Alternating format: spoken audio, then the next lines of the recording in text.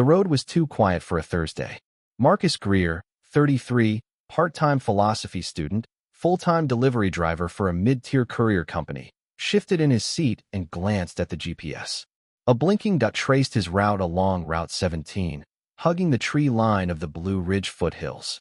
According to the tablet, he had one more delivery for the day. Eldridge, no number, just Main Street. He frowned. That was unusual. The job ticket didn't list a recipient name, only a package ID, which wasn't entirely abnormal for corporate contracts. But it was the destination that nagged at him. Eldridge. He'd lived in the state his whole life and never heard of it. No postal code, just a pin. Dead center in a stretch of road he didn't recognize. The highway narrowed. Trees leaned closer, casting long, skeletal shadows across the windshield. His cell signal dropped to a single flickering bar. He debated turning back. But curiosity and company policy were in a dead heat, and curiosity won. About 15 minutes later, without warning, the trees gave way to a clearing. A hand-painted sign, chipped and barely legible, welcomed him. Welcome to Eldridge. POP 872. The number was freshly stenciled. Marcus coasted into town. Main Street was charming. Vintage. 2 rows of buildings, a barber, diner, hardware store, general shop. An old theater marquee flashed a film title from 2 years ago. Everything was in remarkable condition. Pristine even. He pulled over in front of the diner. It was called Ruthie's. A waitress in a powder blue uniform stepped out as if she'd been expecting him. She was holding a paper cup of coffee and smiling too broadly. "You must be Marcus," she said. He blinked. "Yeah. How did you?" "You look like a Marcus," she interrupted gently, handing him the coffee. "Long drive." He took the cup without thinking. "Is this about the package?" Her smile widened just a fraction too much. "Oh, you'll want to talk to George. He handles arrivals." Arrivals. She gestured across the street to the hardware store. A man in a plaid shirt stood outside, also waiting. Watching. The moment their eyes met, he gave a slow wave. Something shifted in Marcus's gut. A subtle wrongness. Everyone he passed seemed a bit too composed. Too symmetrical. The air smelled faintly like antiseptic. Marcus reached for his GPS. It blinked. Recalculating. The screen spun, stuck, and then reset. Head northeast on Main Street toward Main Street. Recalculating. Head northeast on Main Street toward Main Street. He looked up. The sun was starting to dip, casting long shadows over Eldridge. The road stretched in every direction but seemed to curve subtly, not out, but back in. He turned to ask the waitress something, but she was gone. The only sound was the wind through the trees, and the voice of the GPS looping gently, like a clock ticking down to something he couldn't name. Marcus crossed the street with the coffee cooling in his hand. The man in the plaid shirt stood just outside the hardware store, arms crossed, thumbs hooked into a dusty tool belt. He looked like someone from a home improvement catalog, too clean, too balanced. Not a hair out of place. His name tag, gleaming and centered, read simply, George. "You lost?" George asked, voice friendly but measured. Marcus hesitated. "I've got a delivery." "Sure you do." George nodded once, then turned toward the shop. "Come inside. We'll check your paperwork." Marcus followed reluctantly. The hardware store was warm, lit with a sterile overhead glow. The aisles were perfectly straight. No music played, just the faint hum of electricity.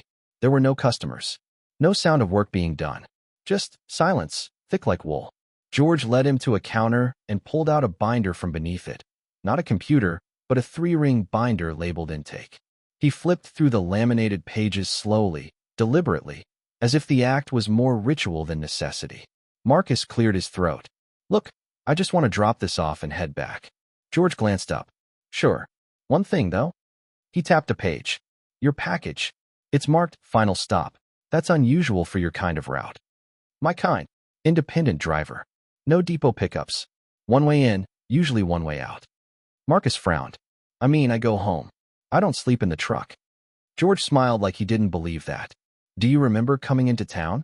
"Yes." "Do you remember the turnoff?" Marcus opened his mouth, closed it. He tried to retrace the drive in his head, the last few miles, the trees, the GPS. But the road he thought he took didn't fully come into focus. "See," George continued, voice low, "a lot of folks come through Eldridge. We try to make a good impression." I'm not here for the Chamber of Commerce pitch, Marcus said. I just need a signature, and I'm gone. You will be, George said quietly. Eventually, he handed Marcus a clipboard with a form already filled out, except the signature line. Marcus read it. The delivery address said simply, Main Street, Eldridge. Recipient, not applicable. Contents, undisclosed. Who's supposed to sign this? Marcus asked. You are. He blinked. What? It's protocol. You're the one who brought it in. Chain of custody. Just sign, and we'll take it from there. Marcus set the coffee down. No, that doesn't make any sense. George didn't push. He just nodded, closed the binder, and said, Suit yourself. You can ask around if you need to. Maybe someone else can help you remember the way out. Marcus turned to leave, but George called after him. One last thing. He paused. You might notice, George said. The clocks don't work quite right here. Marcus didn't respond. Don't be alarmed, George added, smiling again. We just do things at our own pace. Outside, the light hadn't changed at all. Same shadows. Same angle. Like the day had gotten stuck. Like the town wasn't moving forward. He checked his phone. No signal. Battery still 83%. Time, 4:43 p.m. Same as when he entered Eldridge. He looked up. The diner was still across the street. So were the other buildings. But the waitress? Gone again. Just like she'd never been there. Marcus slid back into the van and locked the doors. He wasn't panicking. Not yet. But something about Eldridge was pressing down on his senses like a lead blanket. The stillness. The vague, repeated smiles. The fact that he couldn't remember taking the final turn onto Main Street. The GPS still spun slowly on the dashboard, then froze, blinked, and refreshed. Head northeast on Main Street toward Main Street. He tapped the screen. Nothing. He powered the tablet off. Turned it on again. The boot screen loaded, logo blinking. Then, route acquired. Begin driving. That was enough. He started the engine, rolled forward, and followed the most obvious road out of town. Main Street ran straight for maybe half a mile. The buildings thinned. Trees returned. The road narrowed. Sunlight filtered through the branches in delicate, golden slits. He exhaled slowly. It was fine. Weird, yes, but he was probably just tired. Overworked. Needed to eat. He could call dispatch from the next town. But 15 minutes later, something caught his eye. A painted wooden sign on the shoulder, just visible through the trees.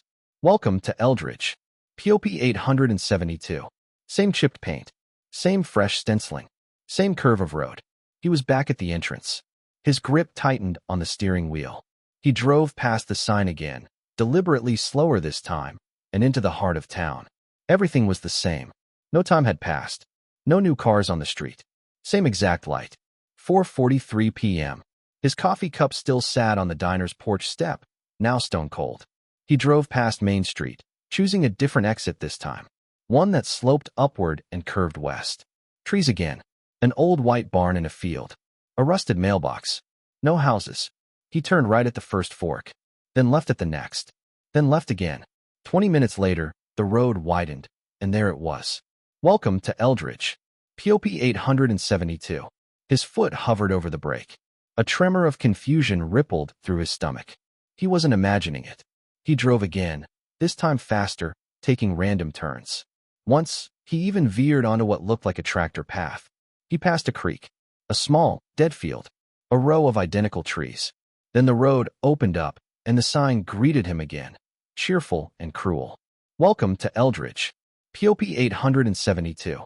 Marcus parked on the shoulder and climbed out. He walked around the sign. It was bolted into the ground with fresh stakes. The paint was recent. He could still smell it. He glanced back the way he came. No tire tracks. No dust. Nothing to prove he'd ever left. When he turned to look at the town, he saw someone standing on the road ahead, just past the diner. Far away, but still. A man. Just standing. Watching. Marcus didn't move at first. Neither did the man. He stood perfectly still in the middle of the road, a silhouette against the too bright sky, hands at his sides. It was the same strange posture everyone in Eldridge seemed to share, relaxed, but rehearsed. Like they'd practiced looking human. Marcus took a step forward. The man didn't respond. The air had gone windless. Too quiet again. Even the trees were holding their breath. He cupped his hands around his mouth. Hey, can you help me? The man tilted his head just slightly, like a dog hearing a sound it couldn't quite place. Marcus glanced behind him. The road remained empty. No cars. No people. No movement. When he looked forward again, the man was gone. Just gone. Marcus broke into a jog, heading back toward Main Street. As he approached the diner, he slowed. The coffee cup was gone now. So was the waitress. The place looked closed, though the open sign still flickered in the window. He turned slowly in a circle. Not a single person in sight. No engine sounds. No birds. Just the GPS in his van still reciting its useless instructions from several yards away. Head northeast on Main Street toward Main Street. Recalculating. He stepped back onto the street. That's when he noticed something new. A woman standing in the second-story window above the general store. Curtains parted. Just watching. Her face was almost too far to make out, but he could see her hand resting against the glass. Still. Perfect. As if posed. He waved. Hesitantly. The curtain closed without a sound. He turned to leave, and nearly collided with a child. A boy, maybe 8 or 9, standing directly in front of him on the sidewalk. Brown bowl haircut. Striped shirt. No shoes. A blank expression that didn't quite match the twitchy energy of a kid. Whoa. Hey there, kid. Marcus said, heart thumping. Where did you come from? The boy stared, then said, you have to stay until they're done. What? They don't like it when people leave too early. Marcus knelled a little, trying not to sound shaken. Who's they? The boy glanced toward the hardware store, where George had been, then toward the sky. Don't ask questions out loud, he whispered. They listen better than you think. And then the boy did something deeply unsettling. He turned his whole body, not his head, but his entire posture, and walked away at a perfectly even pace. No run, no pause, just a quiet, robotic retreat. Marcus stood frozen. Something cracked under his foot, a bottle cap. He looked down. The sidewalk had a row of identical bottle caps spaced about a foot apart. Too symmetrical, too intentional, like someone had placed them there, just to see if he'd notice. His phone buzzed in his pocket. One new notification. Unknown app, begins session. He hadn't downloaded anything. He opened it anyway. There was no app interface. Just a single screen. You are here. A map loaded. Only one location on it. Eldridge. No roads. No exit. Only one small blinking red dot. Marcus. Marcus stared at the blinking red dot for a long time. It pulsed steadily, perfectly centered on the screen, with no buttons to tap, no menus to explore, and no way to zoom out. No landmarks. No roads. Just him. Here, and nowhere else. The screen refreshed. The words changed. You have been seen. His chest tightened. He shoved the phone into his pocket and turned in a slow circle. The street looked the same. Clean, quiet, curated. But the air felt heavier now, like the entire town was holding its breath. From somewhere behind him, a screen door creaked open. He turned sharply. A man in his 60s stood in the doorway of the barber shop, broom in hand. His apron was spotless. His face smooth, unlined. Marcus hadn't noticed him before. Afternoon. The man said calmly, voice too cheerful. Marcus didn't answer. The man gave a nod toward the phone, still glowing faintly in Marcus's pocket. They finally pinged you. What the hell is this place? Marcus asked. The man looked both ways before stepping out and sweeping casually at a sidewalk that didn't need it. Name's Walter. I cut hair here. 40 years, supposedly. Supposedly? Walter shrugged. They tell me I've been here that long. I don't remember starting. One day, I was just here, with scissors in my hand, clients waiting. Marcus took a slow step closer. What is this town? Walter glanced up, and for a split second, something flickered in his expression. Not fear exactly. Something worse. Resignation. You're the delivery, aren't you? Marcus blinked. No. I just brought the package. Walter gave him a flat look. Everyone says that at first. Marcus's mouth went dry. What happens if I just keep walking? Off the road. Through the trees. Walter leaned on the broom. Try it. They'll let you get a few miles out. Maybe even an hour's walk. Then you'll find yourself right back on Main Street. And sometimes the sun will be lower. Sometimes not. It doesn't always keep track. I saw someone in a window, Marcus said. And a kid. Said I can't leave. Walter's expression darkened. They'll let you see pieces of the truth. But not all at once. That's not how this place works. What is this, a government thing? A test town? A loop? Walter lowered his voice. This town is a story someone keeps rewriting. We're all just trying to figure out which version we're in. Marcus didn't know how to respond to that. A gust of wind picked up, the first breeze all day, and with it came the faint chime of a bell from across the street. They both turned. The general store door had opened. Inside stood a tall woman with a clipboard. She smiled. Not at Marcus, through him. Like she already knew every word he'd ever said. "Looks like you're being summoned," Walter muttered. "For what?" Walter shook his head slowly. "Orientation." Marcus stepped off the curb. "I'm not playing along." Walter didn't stop him. But just as Marcus passed, he said, "They won't make you stay?" "Not yet. But the longer you're here, the less you'll remember where not here is." Marcus didn't turn back. He crossed the street. The general store door stayed open, waiting, like it always had been. The door creaked shut behind him the moment Marcus stepped into the general store. The sound was final, not just closed, but sealed. The scent inside was unnerving. Not old wood or dust, but something sterile and precise, like a brand new appliance just out of the box. The tall woman with the clipboard stood behind the counter, still smiling.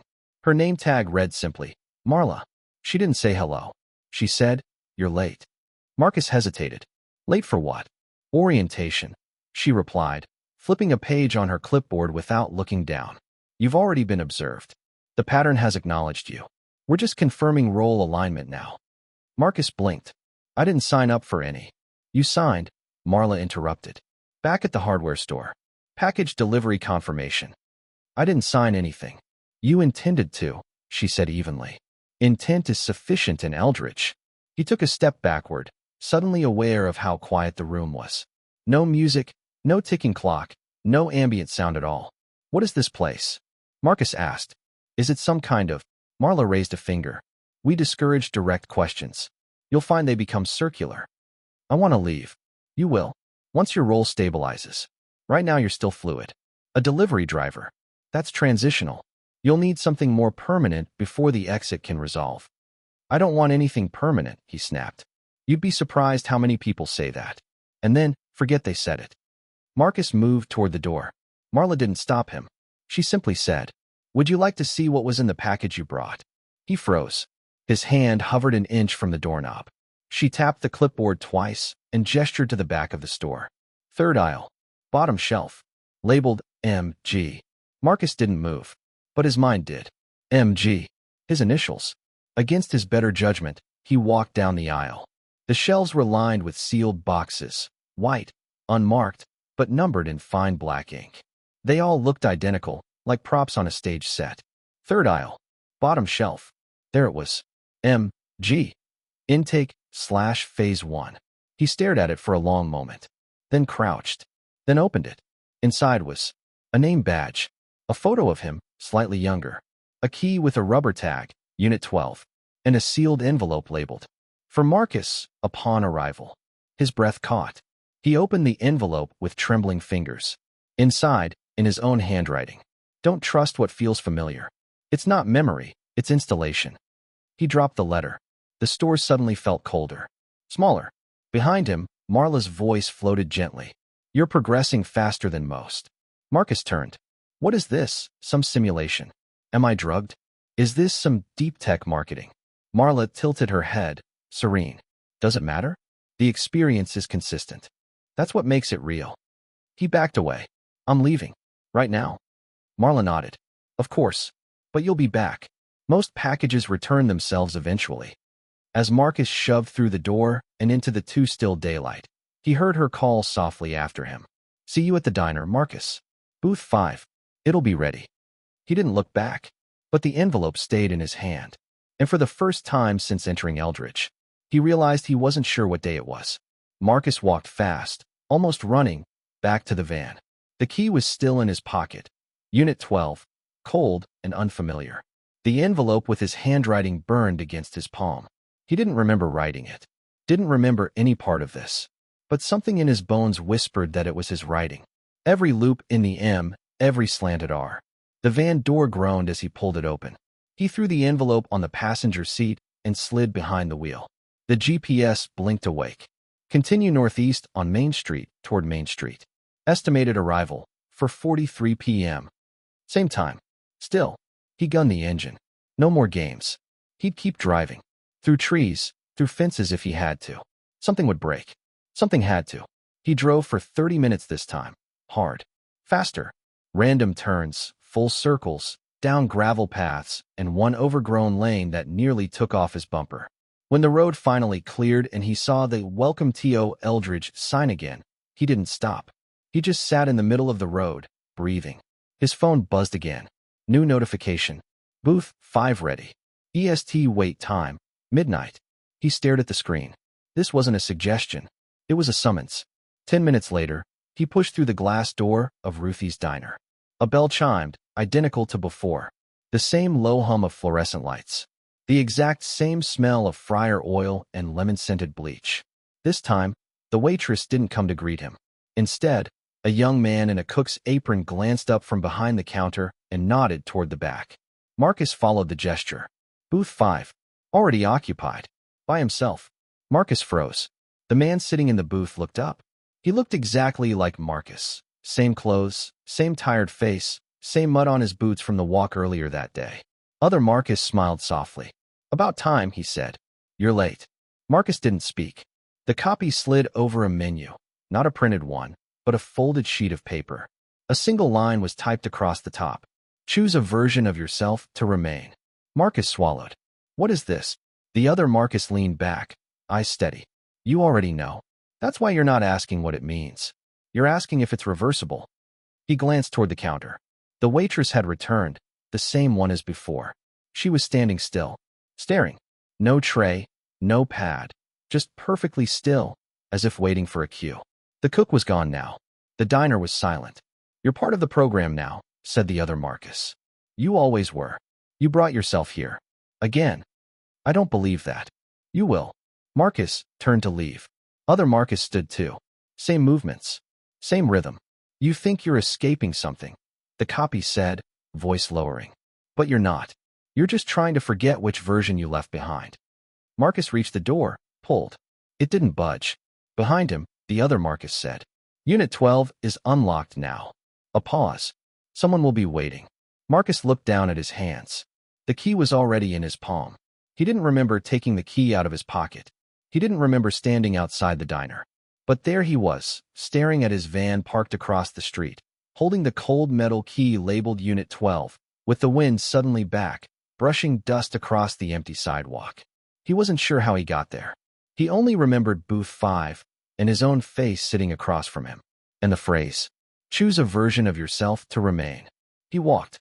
The housing block sat just outside the town square, past the post office that had no mailboxes and the gas station with no prices.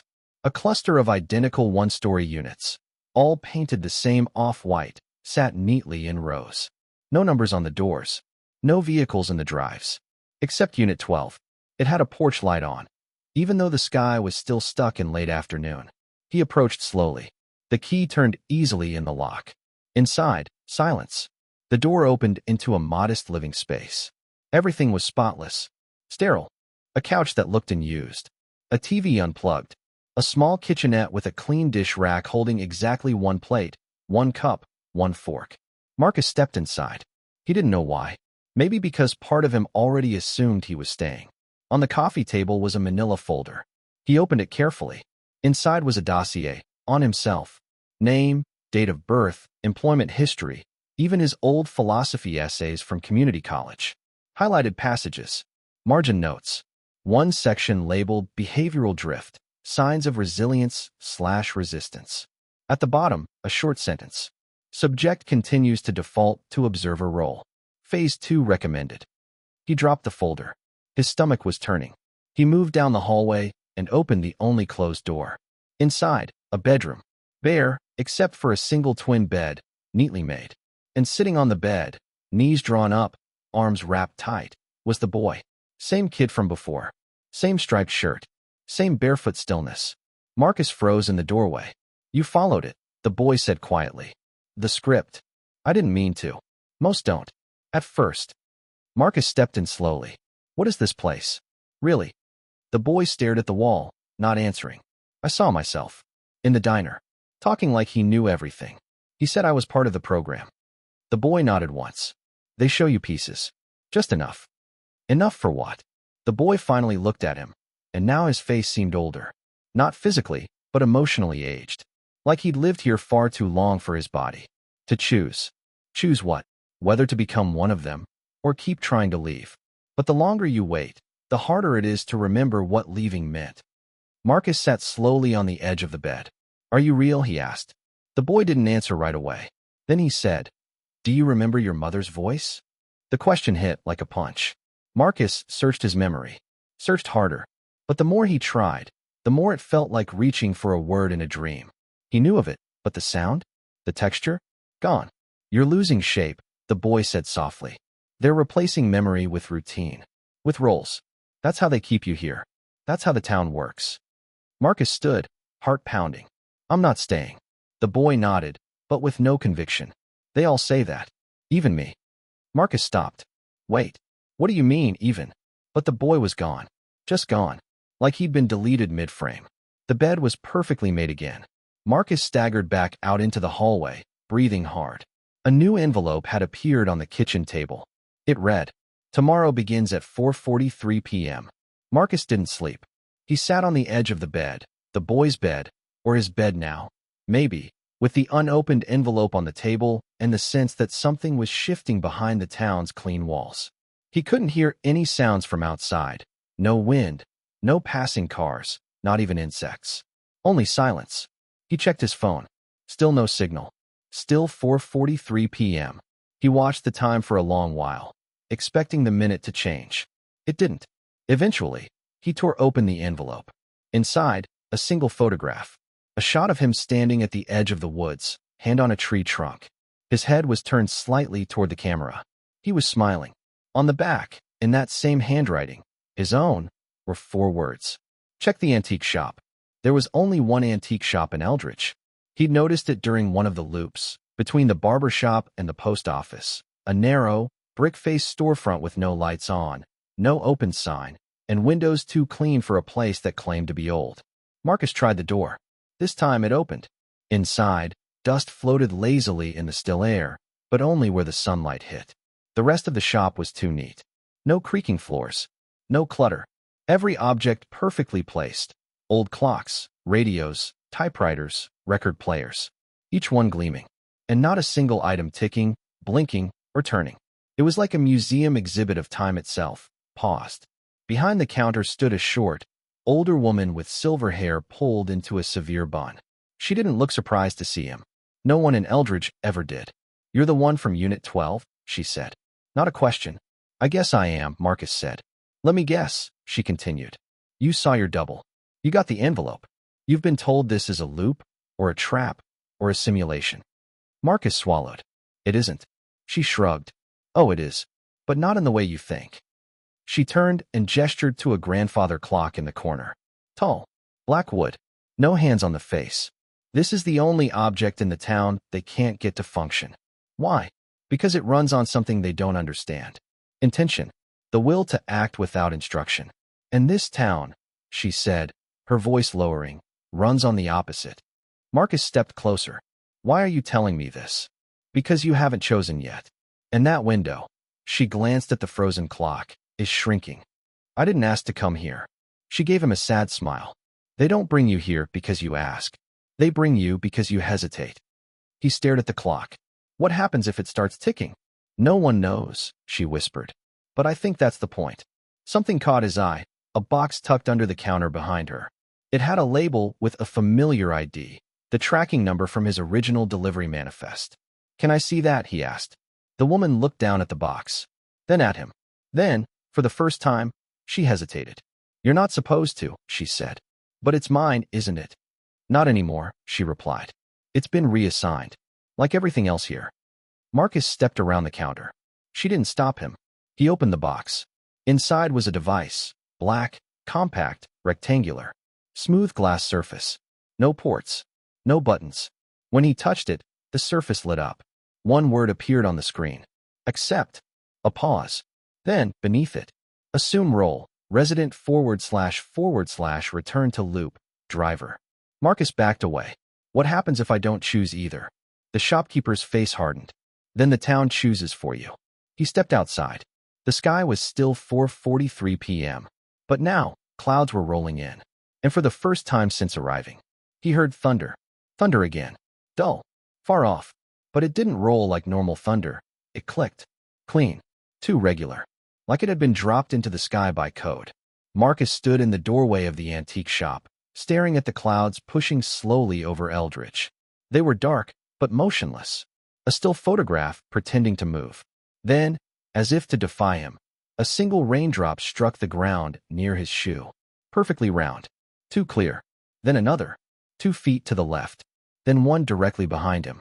Not a storm. A pattern. He ran. Back at the van, the windshield was dry. The GPS was dead now, just a blank blue screen with no text, no arrow, no map. His phone was still frozen at 4:43 p.m. He didn't start the van. He just sat inside and stared out the window, waiting for something, movement, sound, change. It didn't come. But then, something did. A piece of paper slid under his windshield wiper. No one in sight. No footsteps. Just the paper, as if placed by the weather itself. He stepped out, peeled it off. A map. A real one.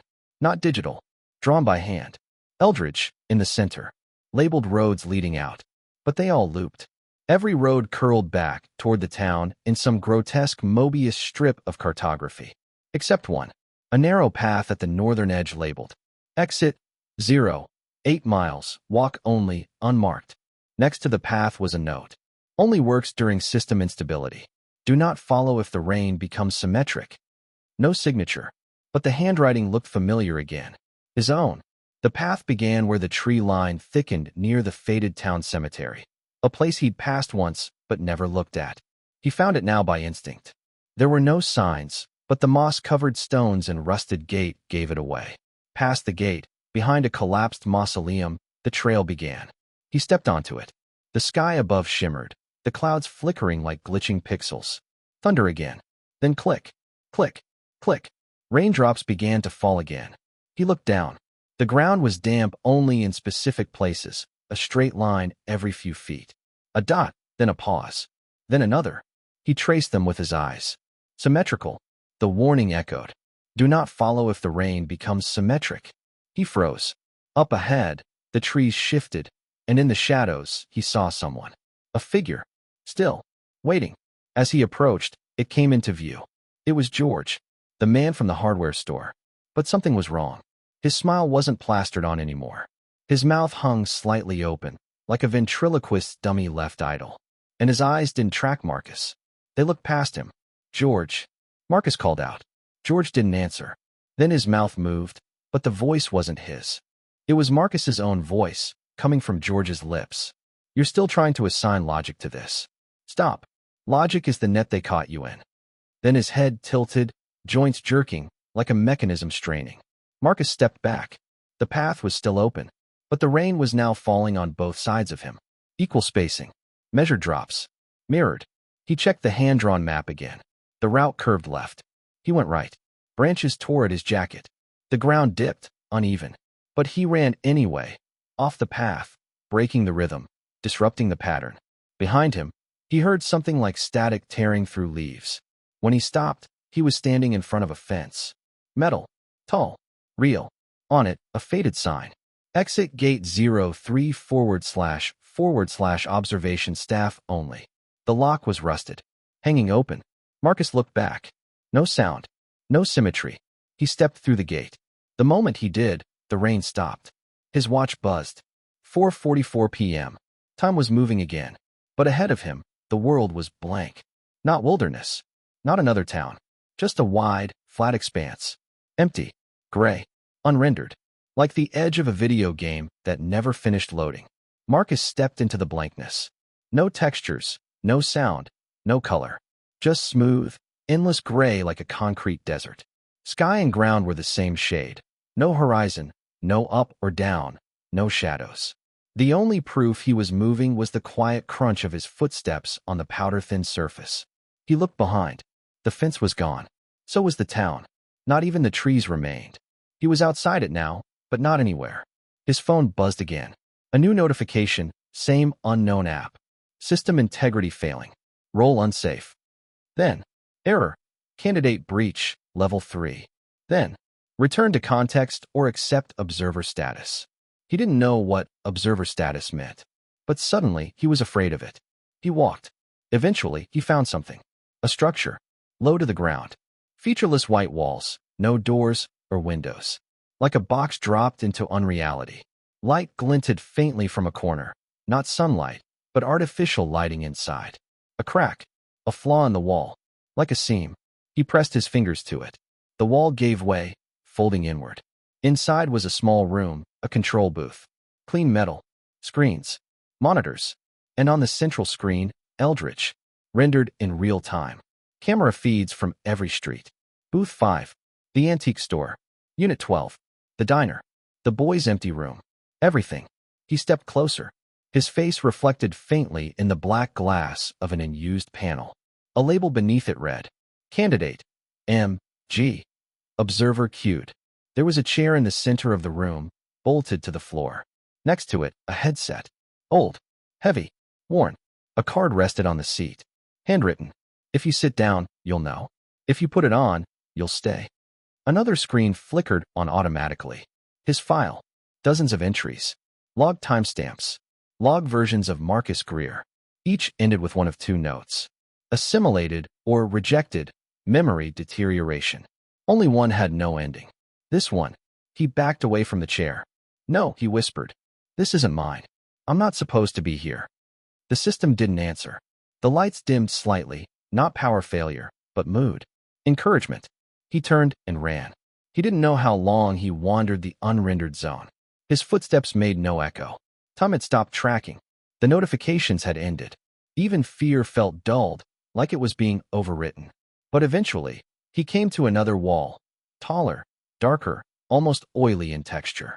And carved into it, crudely, were words, gouged by hand. The exit isn't out. It's down. Beneath the message, a trapdoor. Unmarked. No handle. He knelt. Unsure if it was a trick. Unsure if he was dreaming, drugged, part of a program, or already overwritten. But when he touched it, it opened. Inside, a staircase descending into total darkness. The only place left to go. He climbed down without knowing why. Above him, the hatch slammed shut. And for the first time since arriving in Eldridge, it was night. The stairwell swallowed him. No lights. No railing. Each step downward felt uncertain, the floor barely visible beneath his boots. Yet Marcus kept going. He counted the steps, not because he needed to, but because it gave his mind something to hold on to. 37. 62. 100. Still no bottom. Just when the counting became abstract, numbers without meaning, he hit solid ground. A corridor stretched ahead, lit by thin strips of white light embedded in the ceiling, flickering rhythmically like a heartbeat. The walls were steel, matte black, seamless. The air was dry and neutral, a smell like unused electronics. No signs, no doors, until one appeared. A panel on the left hissed open without a sound. Inside, a sterile white room. One chair, one screen, and a man. Middle-aged, sharp suit, neat hair. No name tag, just a small emblem pinned to his collar. A white square inside a black circle. He didn't look up as Marcus entered. You made it farther than most, he said, typing something without looking. Where am I? Marcus asked. His voice echoed slightly in the room. Too smooth. Too clean. Outside your assigned pattern, the man said. That's not allowed, but it happens sometimes. Rarely. I didn't assign anything. You responded. That's how it begins. A ping. A scan. An unanswered question. You hesitated in your own life, and the system saw potential. Potential for what? To observe, the man replied simply. You were never the delivery. You were the data. The town was the mirror. Marcus stepped closer. Who are you? The man finally looked up. His eyes were gray and flat, like nothing behind them ever blinked. I'm the handler for pattern disrupts. When someone breaks format, they're routed here. You built Eldridge? We iterated. The screen beside him lit up. Marcus flinched. It was showing his life, split into fragments. Childhood homes, delivery routes, hospital visits, nights alone in rented rooms. All of it displayed like a slideshow. Most people live forward, the man said. You started living sideways. Your choices became nonlinear. Your identity loosened. So we brought you into structure. I didn't ask to be studied. You asked by resisting the life you had. That's what the system listens for. That refusal.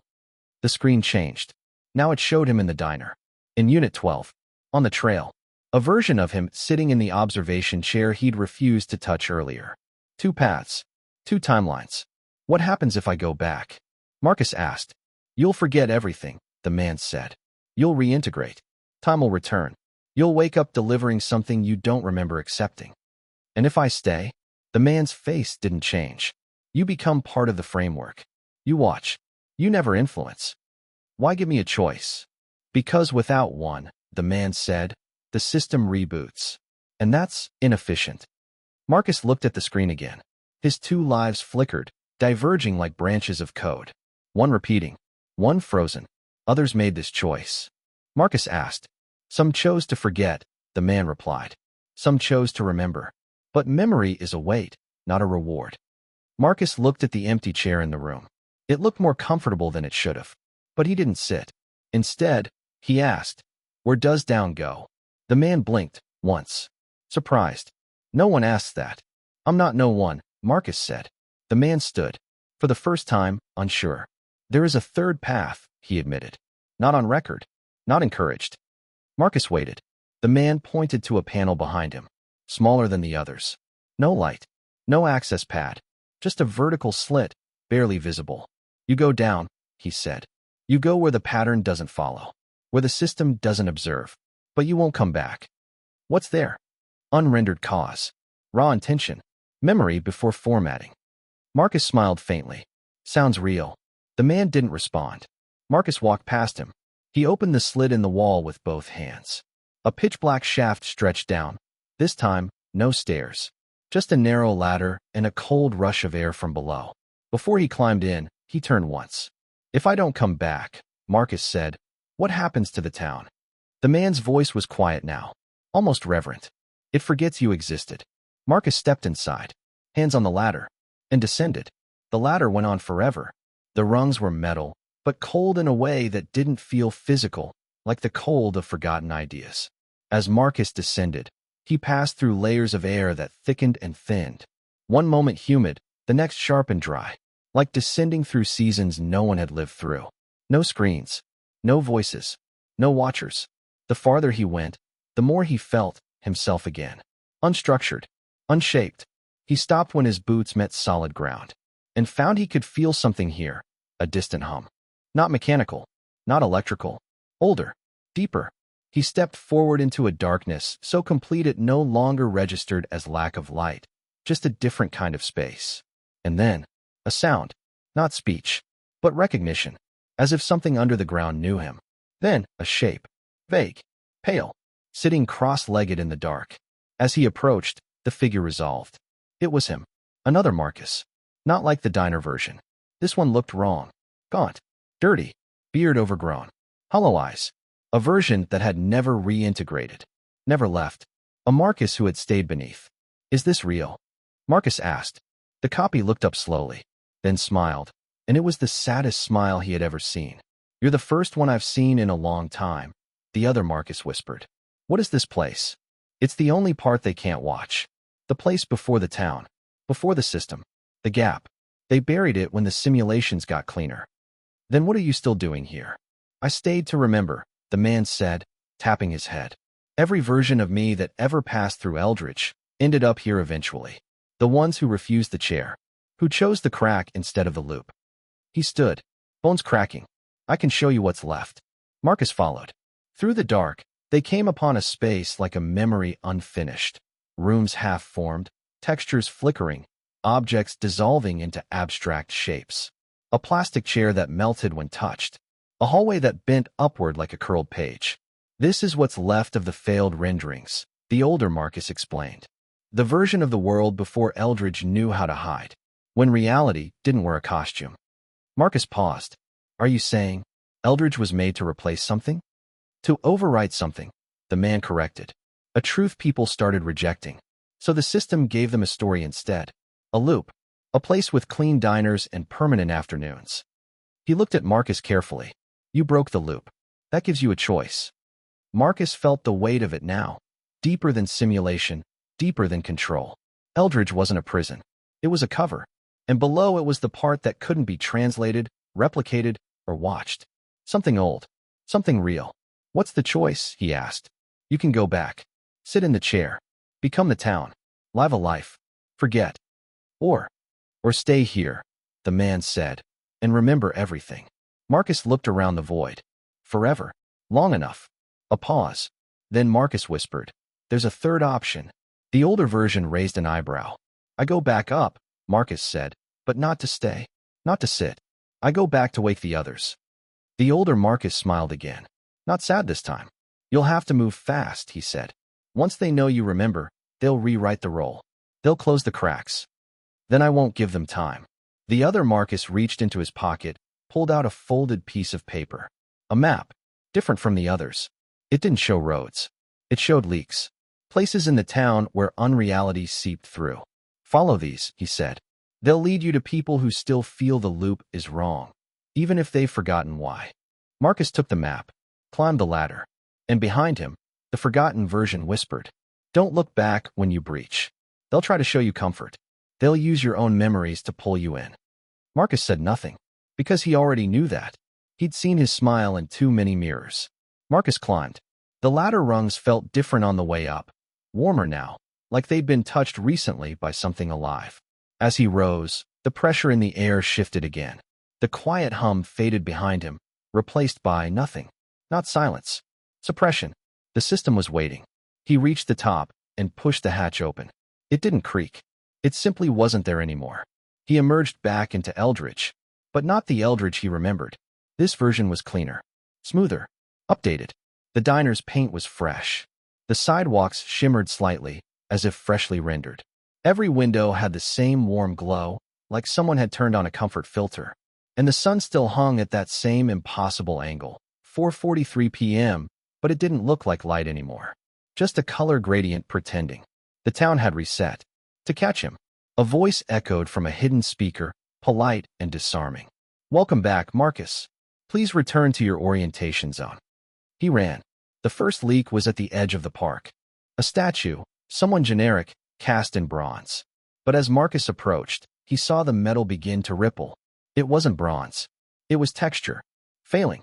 He stepped behind it and felt it, soft, thin, like skin stretched over framework. He pushed, and a section peeled away, revealing a dark slit in the base of the statue. Inside, a staircase. Crude. Concrete. Real. He reached the bottom in seconds. Two people sat in folding chairs. Eyes dull. Blank. Staring at a wall of static. They didn't react as he approached. Marcus crouched between them, unfolded the map from his pocket, and held it to the flickering light. These were the lost. They hadn't reintegrated. They hadn't escaped. They'd been shelved. He touched the shoulder of the woman on the left. Hey, he said softly. Can you hear me? Her eyes twitched, flickered, focused for 1 second. Then she blinked and whispered, is it real? He held her hand. Only if you want it to be. Back in town, the system noticed. The voice returned, more insistent now. Unauthorized deviation detected. Candidate outside assigned loop. Recalibration recommended. The sky dimmed slightly, not because the sun moved, but because the texture faded. White blocks blinked across rooftops like someone scrubbing forward through a paused video. Marcus led the woman and the man out of the stairwell. They blinked in the sunlight. No longer blank. The next one is near the general store, he told them. Behind the cooling unit. There's a soft panel in the wall. How do you know all this? The man asked, his voice dry from disuse. I remembered, Marcus said. Or I was allowed to. They moved as a group now. Each leak revealed another. Behind the school gym, in the post office's fake mail chute, beneath the diner's walk-in freezer. And with each one, Marcus pulled someone out. Some were lucid. Others weren't. But something in them all, deep, embedded, reacted to him. Because he wasn't playing the role anymore. He had broken the town's one rule. He made a choice that wasn't offered. By nightfall, though no night fell, he had gathered 12. 12 people who had once been drivers, drifters, patients, observers, testers. All left behind in the software of Eldridge. All waiting for a breach. They stood together on Main Street, watching the town ripple, flicker, struggle to reassert itself. The GPS in the van lit up again, despite being powered off. A new voice, colder, less polished. Marcus Greer, you are compromising structural containment. Last offer, reintegrate. Choose a role. Return to pattern. Marcus looked down the street. At the diner, booth 5 sat empty, but now it was calling to him. He took a step forward. The group behind him watched silently. Then he turned away, faced the open road, and whispered, "No." The world shuddered. Eldridge's buildings glitched, stretching slightly, textures warping. The air crackled with interference. The voice returned, flat now, stripped of its charm. Candidate refusal confirmed. Executing rollback. Marcus grabbed the hands nearest to him and ran toward the forest, toward whatever still existed outside the simulation. Behind him, the town began to erase itself. They ran. 12 people, some barefoot, some half awake, all pulled from the seams of a town that was never real, followed Marcus as Eldridge unraveled behind them. The air screamed, not with sound, but with loss, a pressure collapse as code dissolved. Buildings blinked out. Trees flattened into 2D cutouts and folded into nothing. Roads curled into spirals and vanished. One by one, street lamps shattered into static. And the town voice, now glitching, kept repeating, "Reintegrate. Reintegrate. Rain, GR Rico, error." They reached the tree line. And beyond it, the gray again. That unrendered world. But now it pulsed, expanding, stretching its blank horizon toward them like a flood of absence. The last of Eldridge collapsed behind them. No explosion, no smoke, just silence. Then a hum. Low, steady. Marcus looked up. Above them, skyboxes peeled back like broken ceiling tiles. The false light flickered out, revealing a dark nothing beyond. They stood now on the last sliver of rendered ground, balanced between two collapses, the death of the simulation behind them and the unknown ahead. One of the rescued, the woman from the statue breach, stepped forward. "What now?" she whispered. Marcus reached into his pocket. The map was gone, but a new one had formed beneath his feet. Not paper, footsteps. A path burned faintly across the surface, stretching ahead through the gray. Not glowing, just available. And above it, a symbol pulsed in the air. Not corporate, not clean, hand-drawn. It was his own signature. His real one. The one he'd stopped using years ago. He turned to the group. "This isn't the exit," he said. "It's the beginning." "What if the next place is just another version?" someone asked. Marcus smiled. Not broadly, not bravely, but truly. "Then we walk until it isn't." And he took the first step. The others followed. No more roles. No more resets. Only intention.